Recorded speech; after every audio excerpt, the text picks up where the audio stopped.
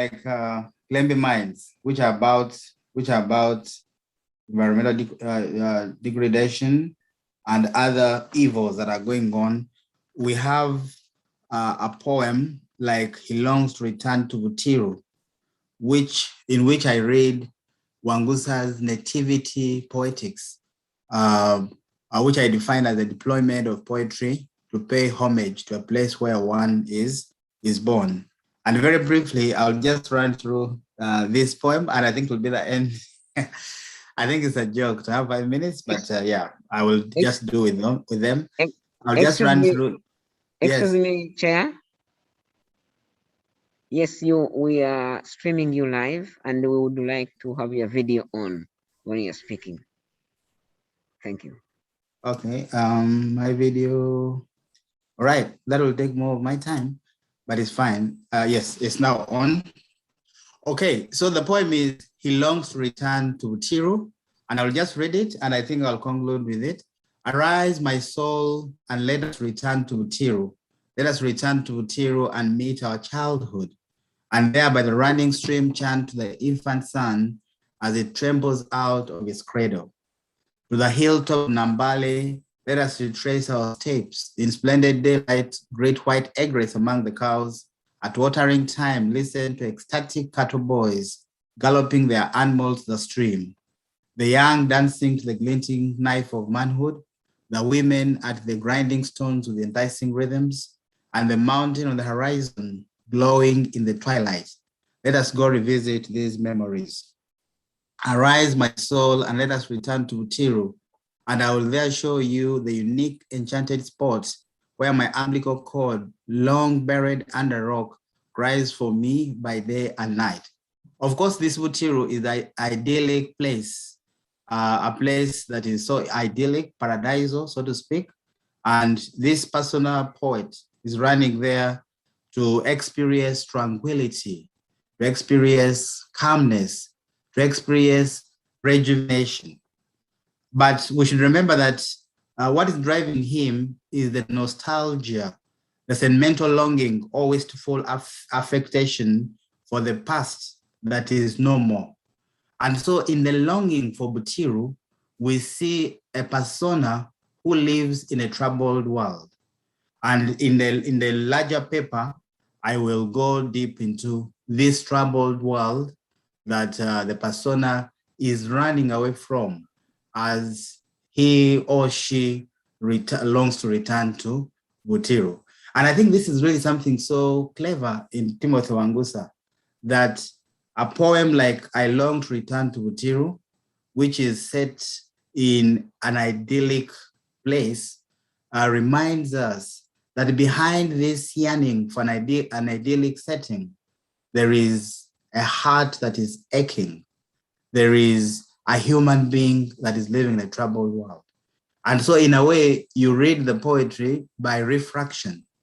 Don't just look at the poem and what it says, but you also look at what the poem is not saying by looking at how the nostalgia works in the poem. And I think this is the thought I will develop in the larger paper. Thank you so much. Thank you very much, Danson Kayana. You have taken 7 minutes. So may I call upon the next panelist, Edgar Nabutanye, to make his remarks. Thank you, Chair, and let me first thank the panelists whom we literally conscripted into this panel, but they kindly agreed. Thank you very much for honoring Professor Wangusa, and DK especially for the larger project you are thinking about celebrating Wangusa on his 80th birthday. I think it is a call upon all of us to make sure that this comes to fruition. My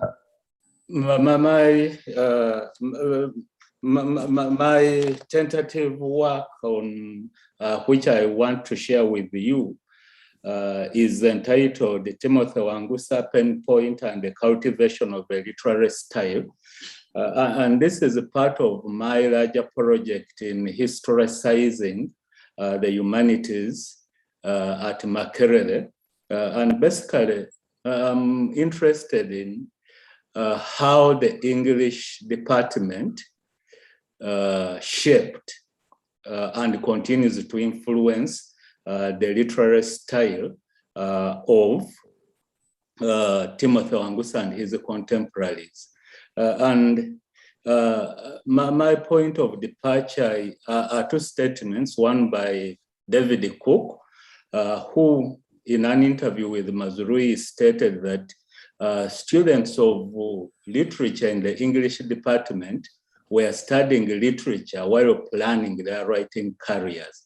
And this could not be more true with the life of Timothy Wangusa, writing life of Timothy Wangusa, which started in the pages of Pen Point. The other is a statement made by David Rubadiri at the 1968 Festival of Culture about how the English department, molded them into writing the kind of poetry. And basically, Rubadiri was arguing that their training in English and their reading of English classics in a way shaped how they wrote, and this is reflected. I think in the last statement Dr. Hayana made about Wangusa's poetry, the cleverness of crafting and of saying what they wanted to say, which has echoes of Donne, Eliot, and all these other great English poetry. My pitch is again indebted to Dr. Danson Hayana, his review of Bewick's The Mountain and the Wilderness, where he says that the novel is a multi-layered tale in lyrical and compact prose that is steeped in the oral literature of the Bamasaba. While Hayana's comment is an apt description of this novel, it is arguable that his adjectives of multilayerism, lyricism, and compactness of Wangusa's poetry are replicated upon this mountain and in different ways in his poetry. This is because Wangusa's protagonists and personas are depicted as embarking on a quest of knowledge and meaning of their existence in the Ugandan post-colonial modernity. This is perhaps why Wangusa's personages are often read as nature-dates for the new Ugandan nations. While reading Wangusa's works as a metaphor of the socio-political reality of the 1960s is possible, in this work, I will argue that Wangusa's thematic concerns gels perfectly with his narrative and stylistic techniques to offer profound insights into individuals grappling for urgency and identity in the Ugandan political modernity of the 1950s and 60s. And I point out that this is possible because of his deploying what is known as the mythical method in order to construct coming of age narratives and verses using protagonists and personas who are on a quest to understand themselves and their roles in colonial modernity. The mythical method, I argue, and basically concentrating on his two novels, interweaves Bamasaba myth legends with Christian mythology and highlights of English literary tradition to construct a register that with illocutionary power dissects the individual essence in an epoch of flux in a depicted society. Thus, it is arguable that Wangusa's fiction is controlled, ordered, shaped, and given a significance because of his expert centering of 1, the Vamasava myth and legends, 2, Christian mythology, and 4, intertextuality with the English tradition that gives his work a resonance and meaning that transcends his subject and setting of his work. This runs through, this is most highlighted in his novels, but it also, I will show, runs through his poetry, and it runs through his years at Makerere in point to the present work. I'll stop there. I think the chair is being nice not to call me out. Thank you. I just hope we all keep time. I would like to inform all the attendees, anybody who has a question or a comment as we move forward, to type it in the chat. We shall read it out and the panelists will respond to. May I have Susan Chiguli to make her remarks? Thank you, Chair. I hope I can be seen now. Yes. Thank you very much, Chair. And I know we have very little time, so I'll just go straight to my paper. My abstract title is "He Longs to Return to Butiru, Multiplicity and Complexity of Memory in Timothy Wangusa's Poetry." This is a work in progress, and it is a very ambitious work in progress. But today I'll just give a few highlights of what I want to do in this study.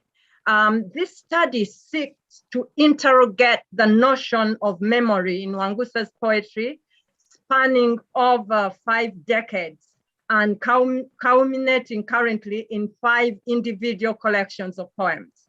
And the study is interested in Wangusa's memorializing using public law and conscious, as well as his highly conscious use of performative devices, chief among them being parallelism, allusion, humor, wit, satire, and symbol to memorialize,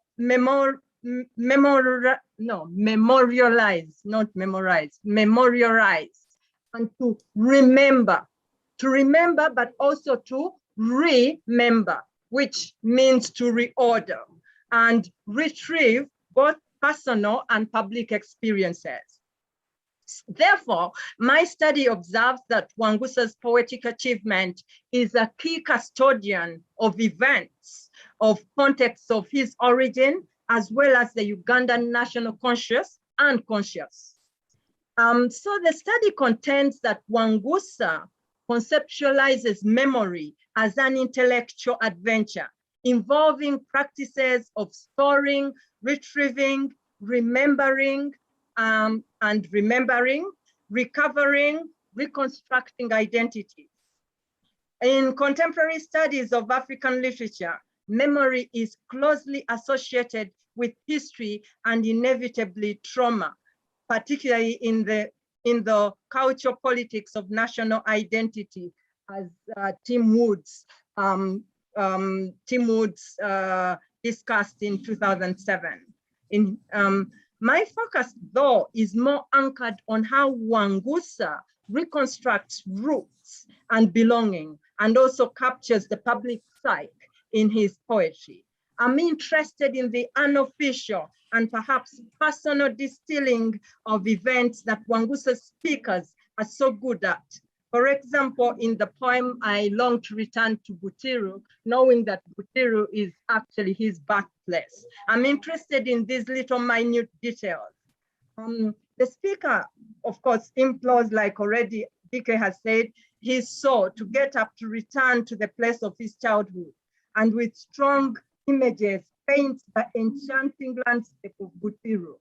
The idea of return and the ideas of remembering or reordering and retrieving information intersect here. The issue of return is usually discussed in diasporic terms. But for Wangusa, the issue of return and alienation is also within his context.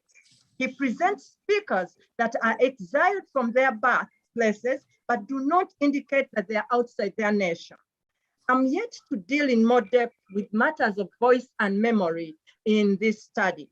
I argue that Wangusa has in his poetry documented a symbol of the mountain in Gisu Psych and law, and I'm yet to explore more of that. In this endeavor, I would like to mention that I'm indebted to a variety of voices such as Arthur Gakwandi, Austin Bukenya, Ernest Okello Gwang, Alfredo Okello, David Kihazo, Edgar Navkan, and Danson Kayana, who have over the years wanted to foreground Wangusa's creative achievement and actualize his charismatic presence, particularly in terms of his poetic prowess. When Wangusa's phenomenal Anthem for Africa was published in 1995 in a bilingual edition, it took a bit of time to come to Uganda. And when it came in 1998 and I read it, I wrote a review in the New Vision of 9th September 1998 with the title, A Poet of All Seasons, echoing Wangusa's traversing of time and experiences at many levels. Because of time, I can't explicate this. I also noted that Wangusa is a poet of many parts and defies compartmentalization, both in subject and style. The reason was because I could not fit into one poetic genre what Wangusa had produced in Anthem for Africa. Although, for example, it used a number of characteristics of the epic, it could not be identified as such, as an epic.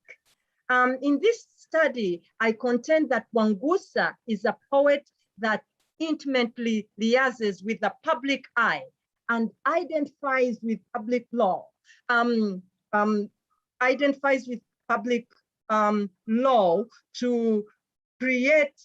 to capture events of people's ordinary existence. In Anthem for Africa, for example, he captures things that we have heard in stories. For example, a woman sees a dead body in a boot and explains Katonda wange. And those things chronicle what happened in a mean's time.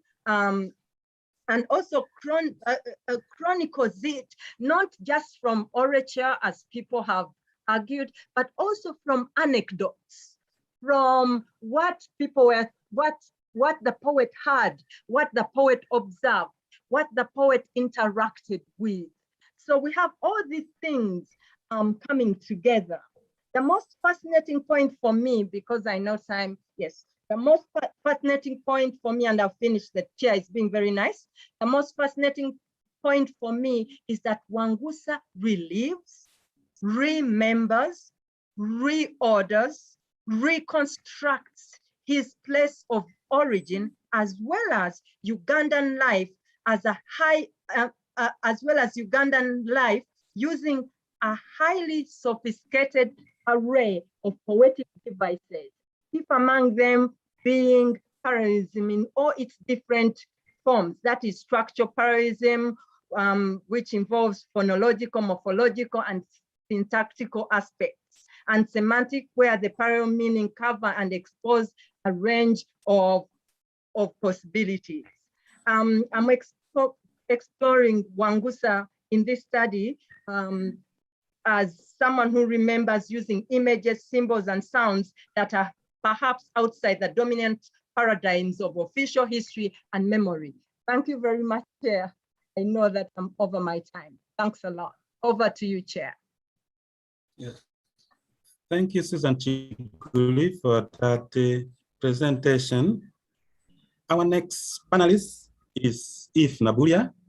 Please, you're welcome to make your remarks.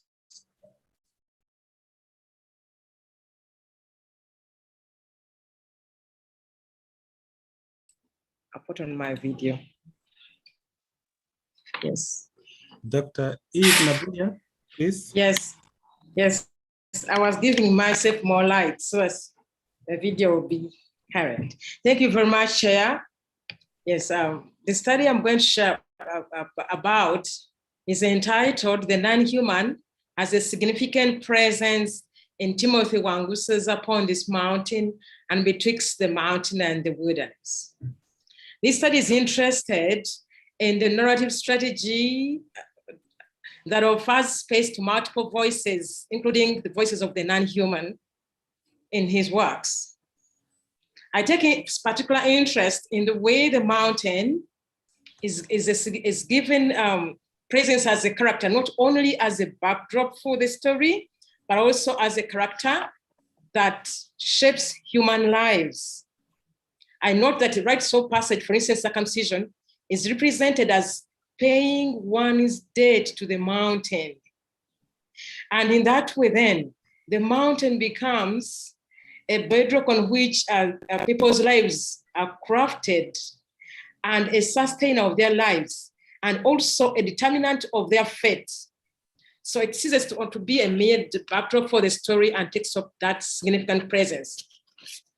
Now, this conceptualization of the mountain is consistent with the reflections of the literary environmentalist Lawrence Bell, who argues that literary works, especially in this era of environmental crisis, should not employ the landscape as mere backdrop for the story, but that the landscape and the non-human must be significant presences that show how human and non-human history are entangled. From betwixt the mountain and the wilderness, I take interest in Wangusa's representation of other non-human elements in addition to the mountain. And I'll read for you briefly from page 18 in Betwixt the Mountain, and it goes. They are talking about a naming ceremony, but it's interesting the way they relate, or the characters relate their lives to the non-human. So the speaker begins, Wefafa from Unejes Keze, I was eaten by the knife in the year of rat's tails. This is the year when tails of rats were required to be produced by every man with a home towards the government's fight against plague that caused by rats. If you produced a rat's tail, it was assumed you had killed the rat that owned the tail, and you did not have to turn up for the entire carcass of that rat as the local administration headquarters or at the record administration headquarters to prove that you had accomplished. And then another speaker also says, my proposal for the last circumcision season, the member continued, is landslides. My reason for the choice is that all members know last year our mountain slopes were scarred by landslides to an extent we have never seen before. But there was almost a funny side to the landslides, Mr. Chairman. One morning, a certain family found that its entire house and banana plantation had slid down the hillside and had been superimposed intact over somebody else's land in the valley below. To that astonishment, the new neighbor, the head of the equally astonished new arrivals, said, please stop shouting that I have invaded part of your land. As you can see, I have come with my own house, land, and crops. Now, I find that very interesting because now issues of land as a presence also come in and issues, and of course, it calls attention to the landslide and the mountain, of course, that now determines the lives of people in that part of life. And also because landslide is an issue that is very present as an environmental threat right now in Uganda. So I end my reflections with the conclusion that Wangusa reconstructs our sense of community He teaches us about meta community that includes both humans and the non-human. Thank you very much. Thank you, If Nabulia, for actually keeping time. Our next panelist to present is Alice Chabotinji. Please, Alice Chabotinji, you are most welcome.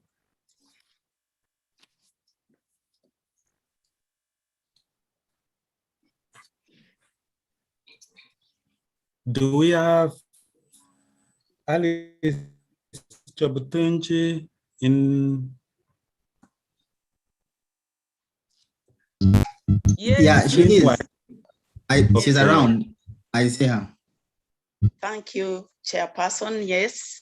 I want to thank you, the organizing committee, for including me on this panel and allowing me to participate in upholding Wangusa's literary skills.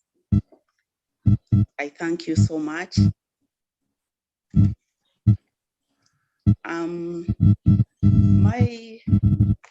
My work, what I've written about Wangusa is entitled The Philosophy of Art. This is an literary work, and I'm looking at Wangusa's writing and especially his poetry, and I'm more interested in the beauty of it, the beauty of his poetry. I see it as very beautiful poetry which elevates the soul, which is characterized by excellent expressions, which has a very irresistible appeal, and most of all, it is memorable. I am impressed by Wangusa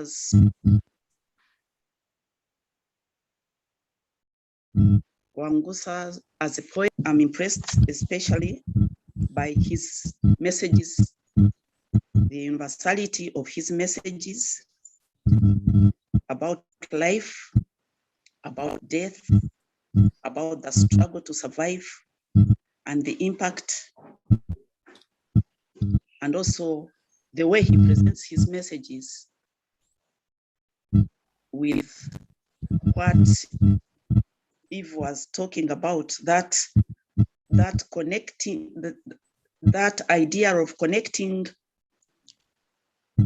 the human with the non-human and bringing out as communing to put across a meaningful message. So I look at his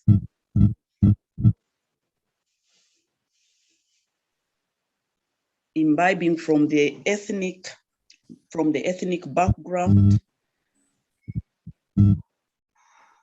I look at his meditation upon his subjects and his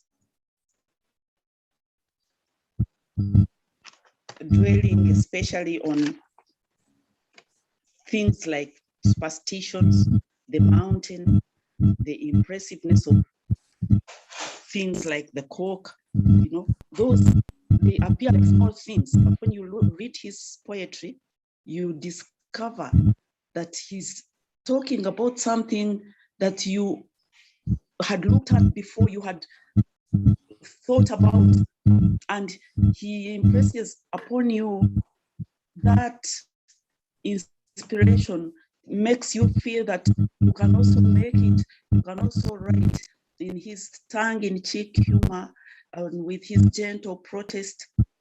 He fascinates you and thrills you and makes you look at life in a different way. I'm especially touched by his way of making life, making us look at life, the lighter side of life.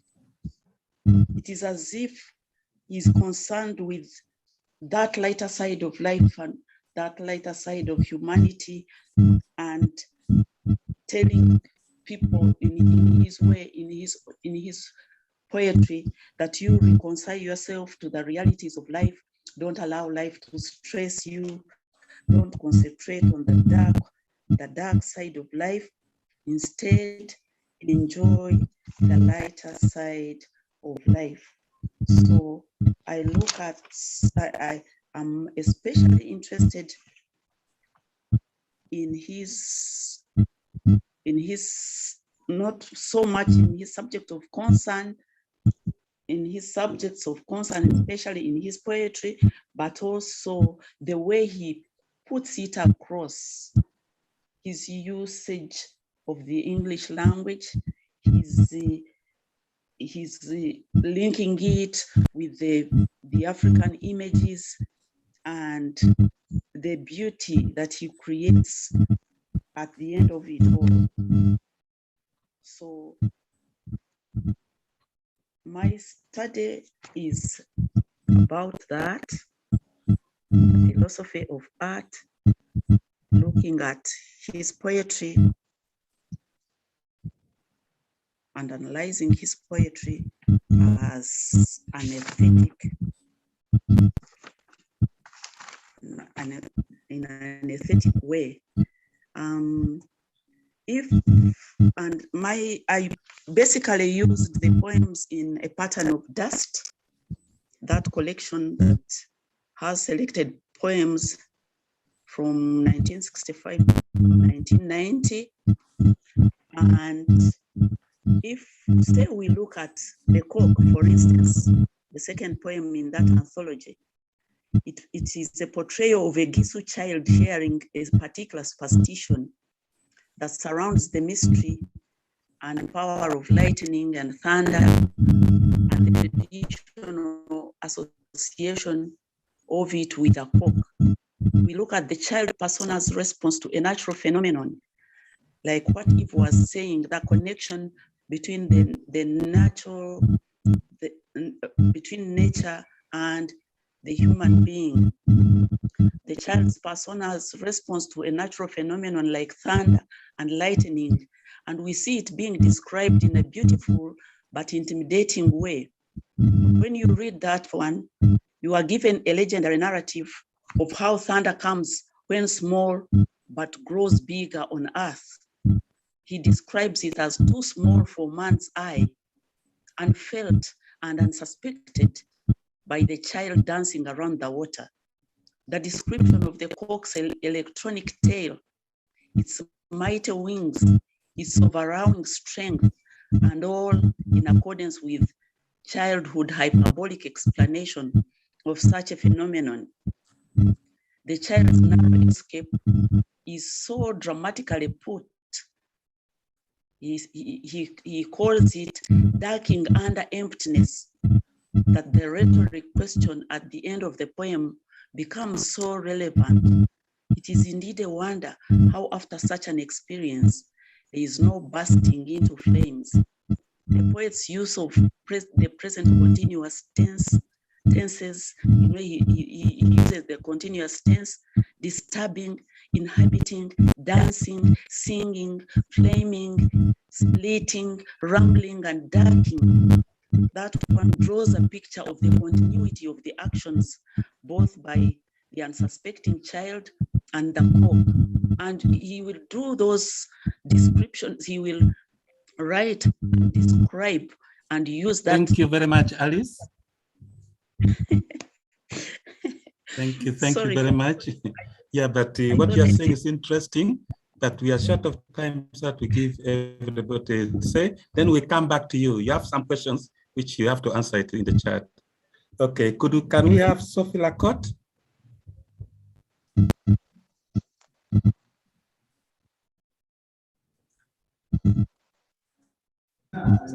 Sophie Lacotte. Yes, Chair, I'm in the house. Thank you very much for this opportunity. I would like to share my screen so that I can read the work with ease.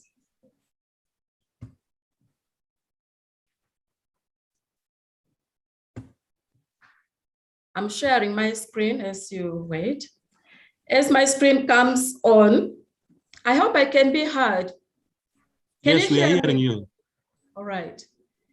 So as my screen is coming on board, this study or reading this poem, this particular paper, has been motivated by the urban project which I'm participating in. So I thought I could expand my way of investigating how Wangusa respond to some of the conversation in the current urban debate. So in this paper, I am interested in articulating. I'm failing to share, so let me minimize and then read my work. I'm interested in articulating how Wangusa construct the urban and the rural in some of his selected poems. And I draw this from A Pattern of Dust, not for any particular reason, but poems that I think can speak to urban and the rural. This poem, A Pattern Sophie, of Dust. are you able to share with us the video so that the participant can see your face as you talk? All right, let me try. I had minimized the whole thing, and I thought I could go on reading my work. Okay. I'm sharing my video.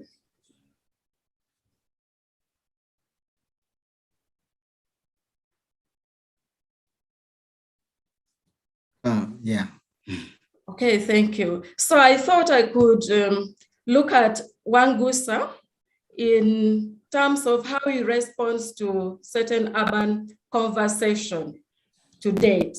And I've selected some poems from his collection of A Pattern of Dust. And I said not for particular reasons, but poems that I see respond to issues of urbanity. In general, Wangusa has been labeled, for example, together with Pabite, as some of the scholars argue that there is no one voice that can be more dominant in a region.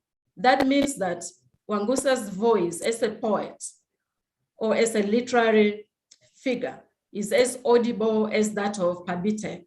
The only challenge is that his work has not actually attracted and sustained literary scholarship, which I see having this panel and then trying to work with these poems and then his other literary works is a way to attract and then to enliven discussion on his poems and his other writings. In this paper, I'm going to use textual analysis that will focus on poetic elements. And then in analyzing and discussing, I'm going to draw insights from some contemporary scholars like Garth Meyer, and I'll read his poems alongside other poets like Gabriel Okara and then Robert Frost, among others. In this paper, I'll argue that Wangusa's preoccupation with the notion of urban and the rural enables him navigate the social, economic, cultural, as well as political concerns within the city that also speaks to the larger society of Uganda and beyond. As a poet, I have already highlighted, he has not actually received critical attention, and I see the need for this paper to continue. In terms of the term urban and then rural in the poems that I've selected do not appear actually anywhere, but the subject matter of these poems aptly bring to light the idea of urban and the rural. I am going to illustrate this for example, with the poem entitled Mokogoteni. In this poem, the poet creatively and graphically speaks about the urban by expanding his own creativity to the persona who is a wheelbarrow owner. The speaker renders his service from market context to street context, supplying all sorts of merchandise to different homes. But what is this Mokogoteni? Mokogoteni is actually a wheelbarrow made out of discarded timber, junk tire rim, which is ingeniously fabricated by what he called Kavumbe Mutwe Afro works. Certainly, the timber used for making wheelbarrow, I noted, are not special timber used by carpenters for making furniture like chairs and other things, but they are broken ones that are patched up together. In this poem, the persona is very passionate about his Mokogoteni, the wheelbarrow that he uses. He calls it all sorts of names. He calls it, for example, elephant of the metropolis. He's the horse of the slum, the donkey, everything, the Sputnik to the planet, and all that name. What I noticed in terms of urban issues that comes from that is that a cross-section of people live from hand to mouth in the urban area, which is very much an issue today. There are issues of class structures and the relationship within those who have something and those who don't have seems to be exploitative. As the speaker, for example, tells us, his horse, that is his wheelbarrow, can only get what is enough for cassava, for supper. In this poem, thank you, Sophie, however, for that interesting analysis. Thank you very much, Sophie, for that interesting analysis.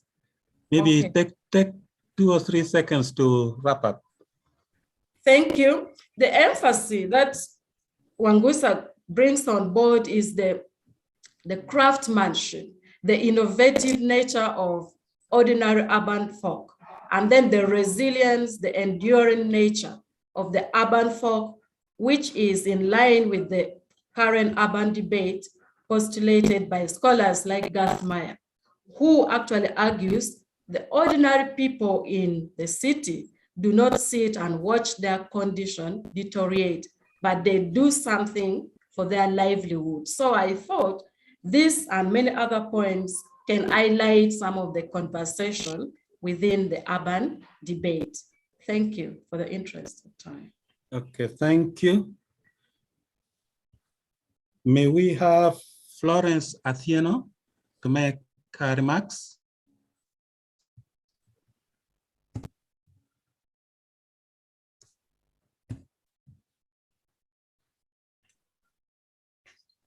Thank you very much, Chair. I hope I can be seen and heard. Yes, you are clear and loud and clear. Okay. Now, the paper I'm working on is the representation of tyranny and sovereignty in Timothy Wangusa's Africa's New Brood. I'm looking at Africa's New Brood, and I'm looking at how Wangusa portrays sovereignty, authority, totalitarianism in Africa's New Brood.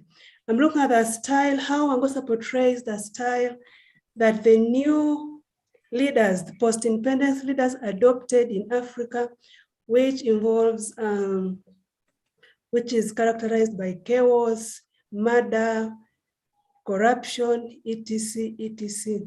Now, my study will be anchored on Bembe's ideas on necropolitics, where he discusses the sovereignty of power, and he says the ultimate expression of sovereignty resides to a large degree in the power and the capacity to dictate who may live and who may die. Now, when you look at Wangusa's poetry, in Africa's New Brood, he uses intense sarcasm, satire, wit, humor, etc., to depict the new leaders, most especially the poems that are directly exploring the Ugandan situation under Museveni. Now, when you look at these images, they help the readers to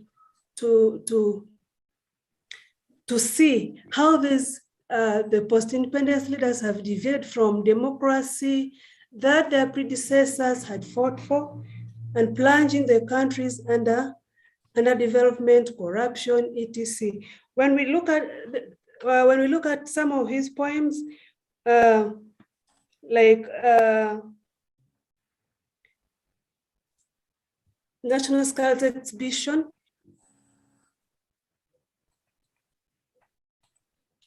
now Wangusa discusses explores and faults the hypocritical African leaders, most especially Museveni, for the atrocities caused and the impunity in the country, and how he uses absolute authority and easily kills. In other words, the sovereignty to kill is not subject to any rule. A leader can kill. A sovereignty means you can kill anytime. And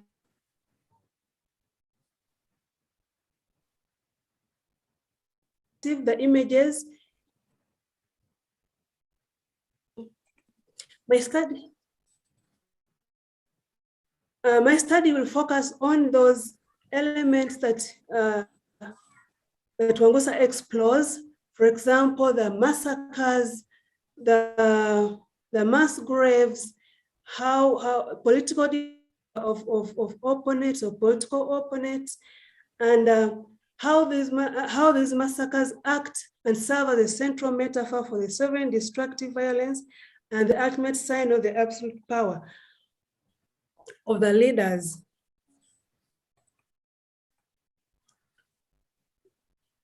Now, Wangusa's, some of his poems are direct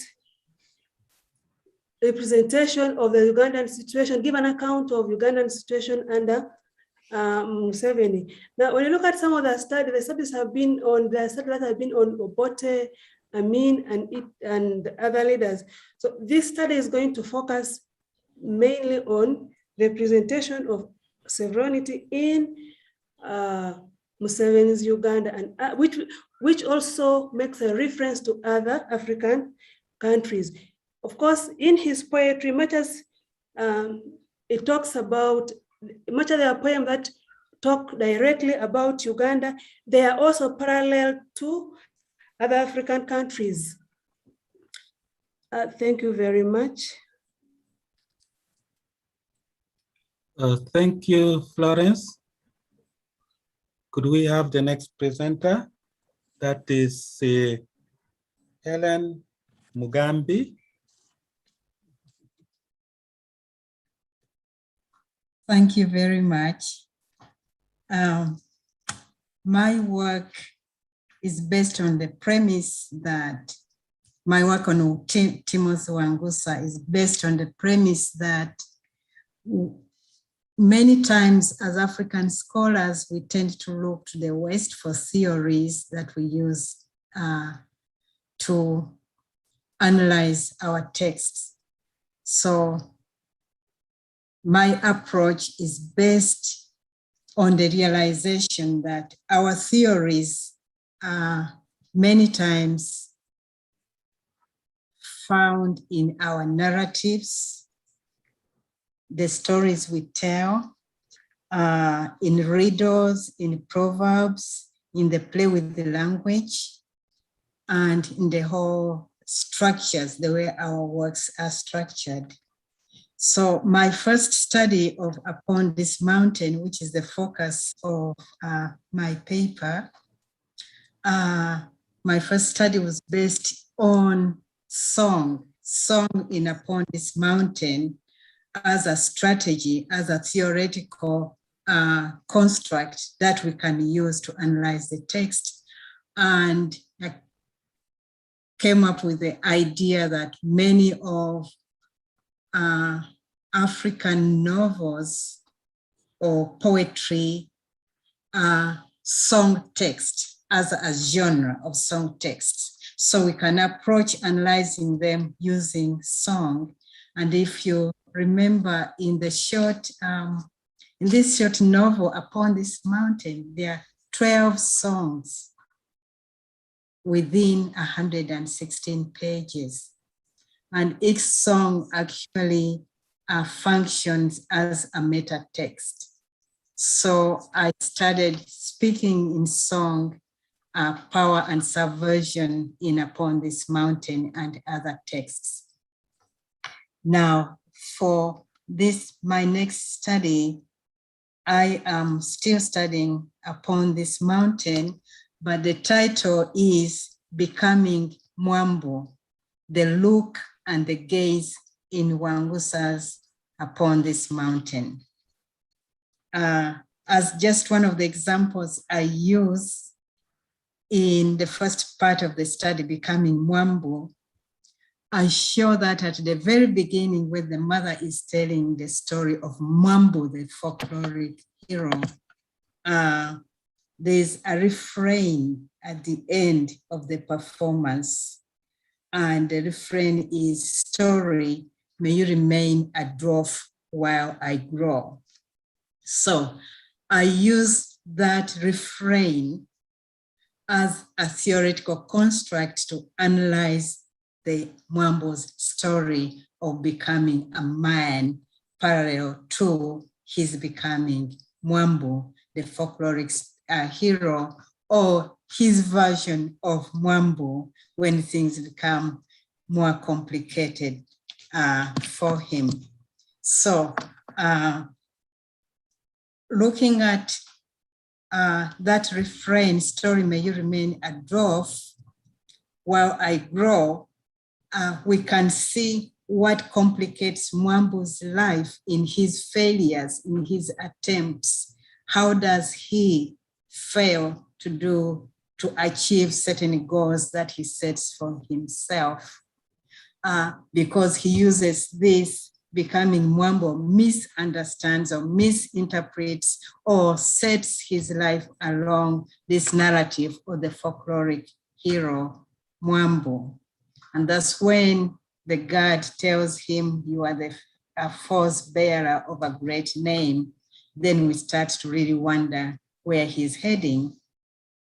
Secondly, by saying after the story ends, the folkloric story, Mwambu thinks, he identifies so intensely with that folkloric story. Then he says, "What did I do after I killed the monster?" And at that point, the father interjects and says, "I have to take you to school where they ask questions." So then I use that a premise as the missing story, because after the declaration of "may you become a dwarf while I grow," Mwambu can't grow because that story is incomplete. So it becomes the missing link to his becoming a man. That's why at the end, he's half a man. He's declared half a man. Go tell your father that you're half a man. So this is one example of how we can interpret Upon This Mountain as a meta text. A text that tells the story, but also equips us with the tools, the constructs into which we can insert the story and interpret it on a theoretical level without running to Western theories in order to justify that our work too is a high-end type of scholarship. So that's where my focus is. How do we look into our own texts in order to make them valid, to get them at equal footing with Western scholarship? Then the second part of my paper will focus again the whole idea of becoming Mwambu, becoming a man, but I look at that through how Wangusa structures the gaze and the look throughout the text. And the gaze is a major Western theoretical idea, theorizing the post-colonial gaze, but Wangusa twists that up and makes it apply to the African context without reference to the Western gaze. So that completes the idea of becoming a man and becoming Mwambu, but also on the other side, it shows that, as other people have said before, the Western touch in Wangusa's work, we can retitle upon this mountain as portrait of the artist as an African boy, because Mwambu seriously is an artist. He has that sensitivity of an artist. He's a creator, and that's why by the end, he actually recreates himself by creating his own story with a narrative that actually did not happen. He imagines it and creates it. So this really shows the complexity of Wangusa's creativity, in that without preaching, he's able to insert all these complexities under a very, very simple narrative of growing up, the growing up story of the young boy, Mwambu. And I will stop there. Thank you very, very much. Thanks a lot. Yeah, we have the last panelist, number 9, Isaac Tibasima. Could you wrap it up within 6 minutes so that we go to the other attendees? Thank you.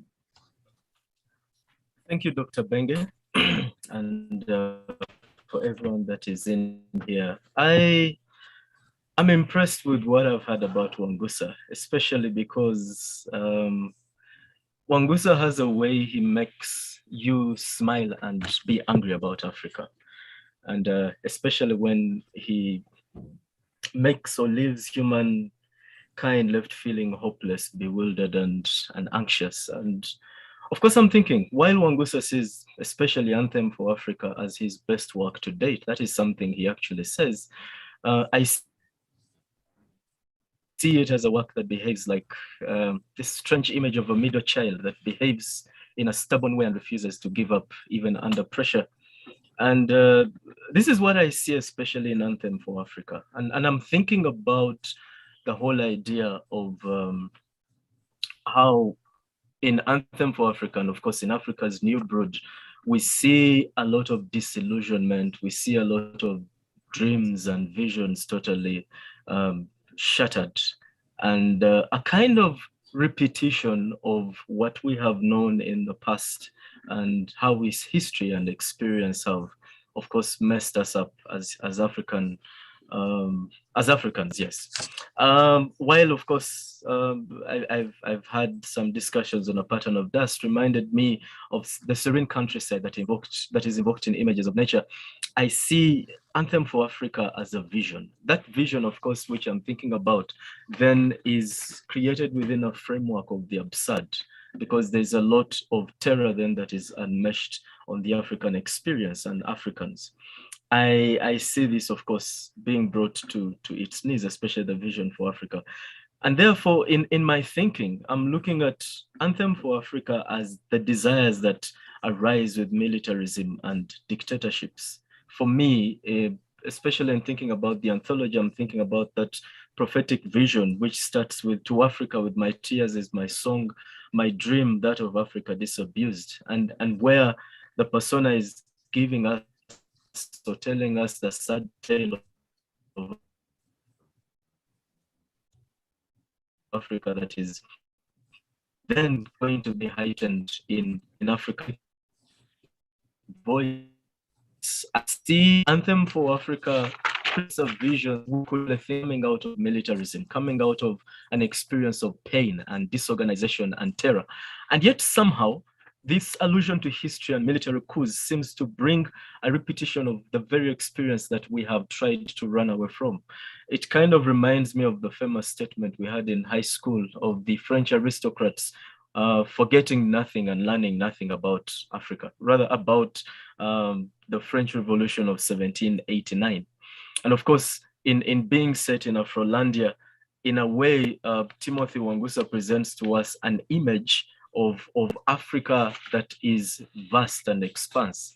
This image of Africa, of course, is having leaders that are referred to as man-eaters, as crocodiles, as vain pigs, as hungry hyenas, as crafty serpents and sadistic goblins. Therefore, in the military coup, there might be a kind of vision that is going to be of a better country. And yet, within this military coup and its machinations, we're able to see, again, as Wangusa paints for us, the reinvention of militarism in Africa. This enactment of existentialism and absurdity of African experience is what I want to think about for both Anthem for Africa and Africa's New Brood. And therefore, for me, in Anthem for Africa, Wangusa exposes the fact that even when hope is born, it quickly dies. It quickly is shattered. And because of this death and shattering, the reinvention of horror becomes something that is a continuous cycle for the African experience.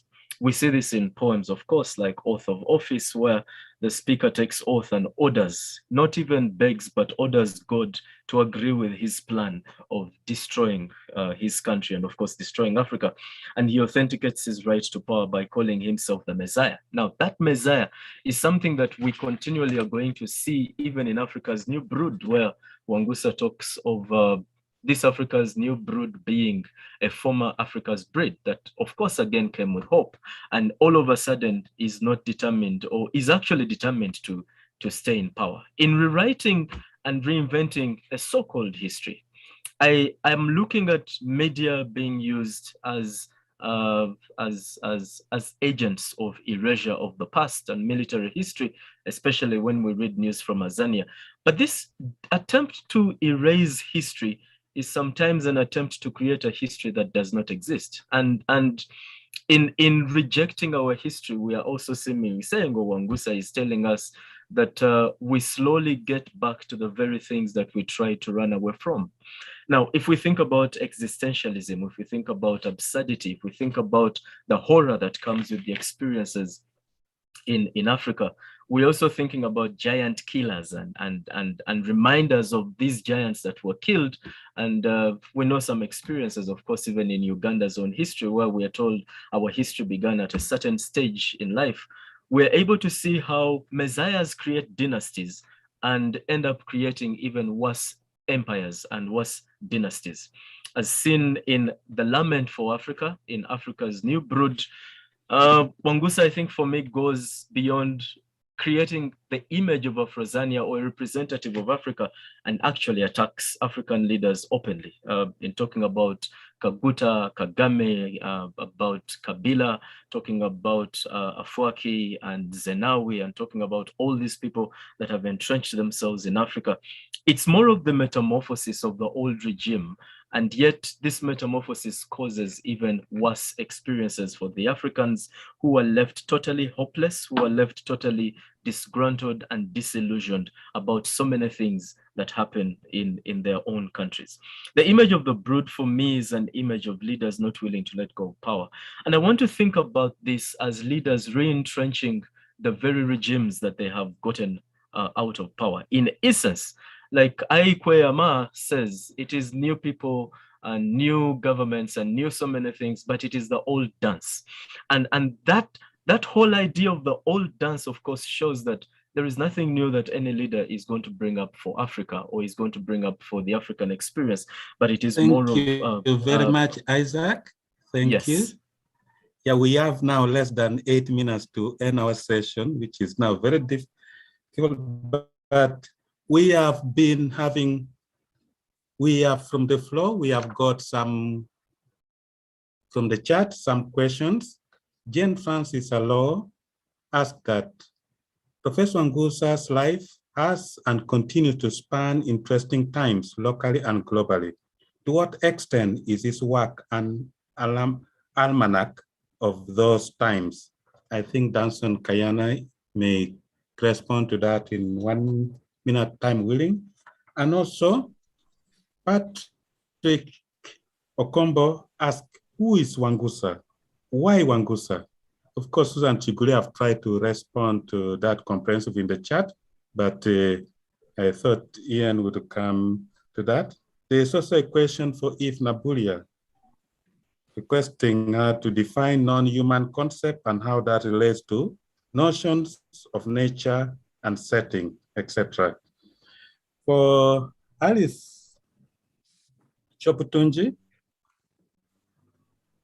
the question was, why are you interested in the aesthetics of Wangusa's poetry and why Pattern of Dust? And she has comprehensively answered that in the chat. So in a minute or so, can we have Danson Kayana responding to Jane Francis' question? I may repeat, Professor Wangusa's life has and yes, please. Oh, thank you, Obi, and thank you, Jane Francis. Yeah, you're right. In fact, I'm going to carry that statement of yours and use it in the paper with an acknowledgement of you. Indeed, Professor Timothy Wangusa's work speaks to both national and international events.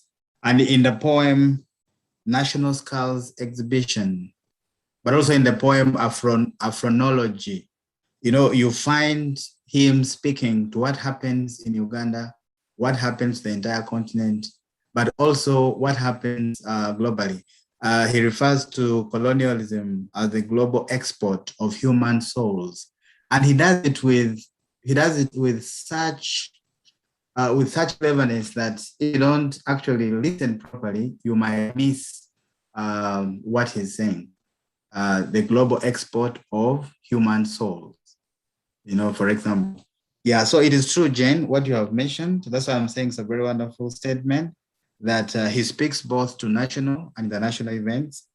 Even a clearly non-political poem that, like the African elephant, you know, it ends with the line that the African elephant has been destroyed by the search for ivory, which is exported to respond to very exotic tests for batons and so on.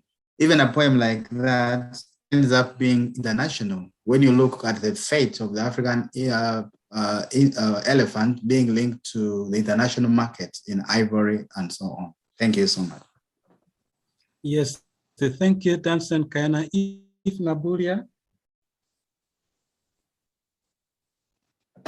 Eve Nabulia, could you respond to the question? Yes, thank you very much, Chair. The non-human comprises both, the non-human comprises both non-living humans, which are animals and birds it comprises those living non-humans. They are living things, but they're not humans. And these could be animals and birds and plant life. They are living, but they're not human. Then it also comprises those non-living and non-human, like land, like the elements of the landscape, like the mountains or the rivers and all that sort of thing. But how does this refer and how does it in this connect to nature? In this age and time, humans have so much tampered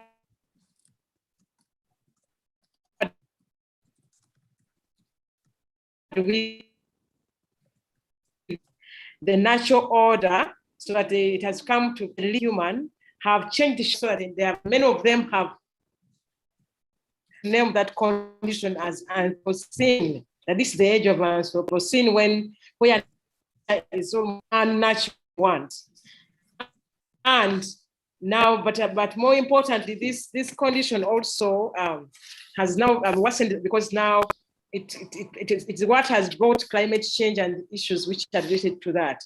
I don't know whether I answered that. No, thank you very much. We have less than 3 minutes to the end. And of course, we have a number of questions, but we can I'd intended to have all the panelists respond, but within 1 minute, but now that is not possible. So can we have Edgar and Chabotinji just in 1 minute as we end, tell us about Wangusa, the person, just 1 minute, because it is important.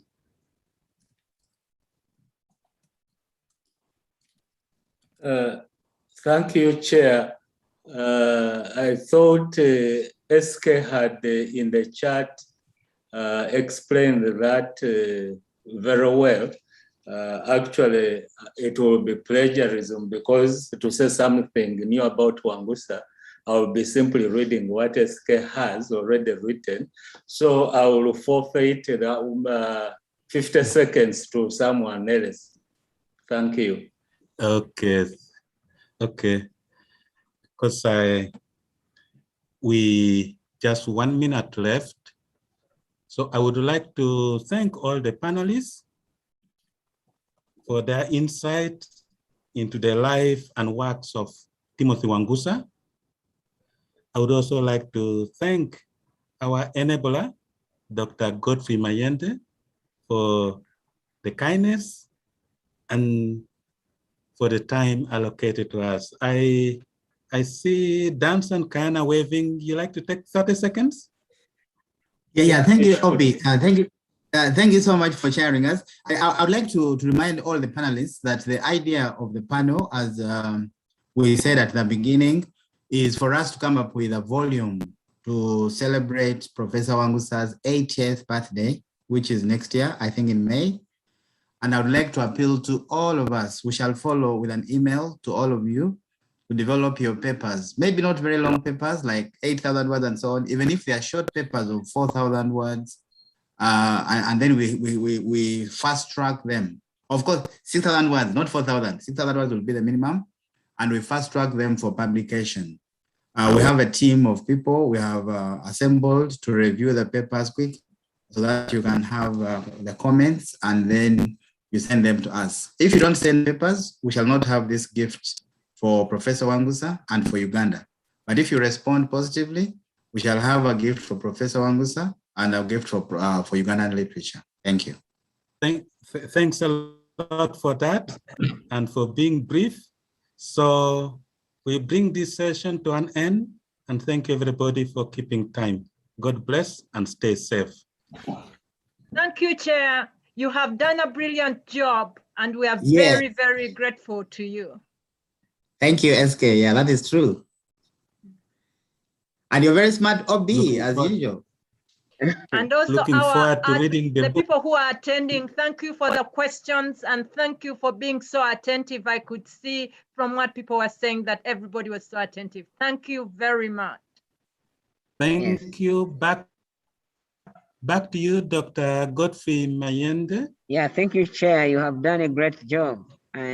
You came very smartly dressed, and also in terms of time management, you were very at it very well to manage people, including Isaac, to keep time was something that I give a credit to you. Isaac. Isaac has a bad reputation everywhere. A badly good reputation. Okay. Okay, now I'm going to end the meeting so that we can be able to start the coming sessions. Thank you. Thank Isaac, you. don't run away from me. We are OBs from Kira Thank College. you, Dr. Mayende. Thank you, Susan. Yeah. SK, our teacher for what? Online learning, you remember? Yeah. And a very patient man who would ask 100 questions and he would still answer them. With a guy called Kajumbula. Okay then, thank you very much. I will just